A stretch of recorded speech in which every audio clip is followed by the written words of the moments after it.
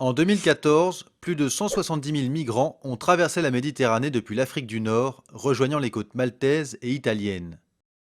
C'est la route la plus importante empruntée par les migrants vers l'espace Schengen.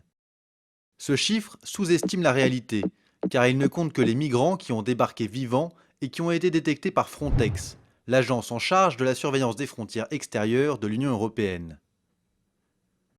Alors, qui fuit et pourquoi?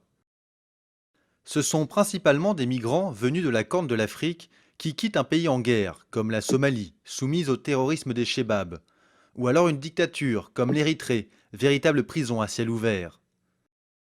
Ou bien encore des pays d'Afrique de l'Ouest, où les migrants sont poussés à partir par la pauvreté et des flambées de violence, comme le Nigeria, avec la présence de Boko Haram, ou le Mali, dont le nord du pays est devenu un sanctuaire djihadiste.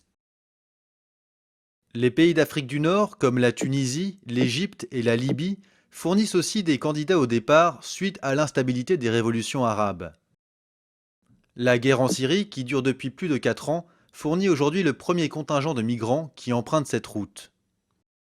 La Libye est plus que jamais la plaque tournante des routes migratoires africaines, aussi bien à l'est qu'à l'ouest. Jusqu'en 2011, le pays, prospère économiquement, attirait de nombreux migrants en provenance d'Afrique subsaharienne. Certains se fixaient dans les villes libyennes, tandis que d'autres tentaient la traversée vers l'Europe. Le régime de Kadhafi contrôlait alors les frontières de manière plus ou moins étroite au gré des relations diplomatiques avec les pays européens. Après la chute du dictateur et la guerre civile qui a éclaté, de nombreux migrants cherchent à fuir également ce pays.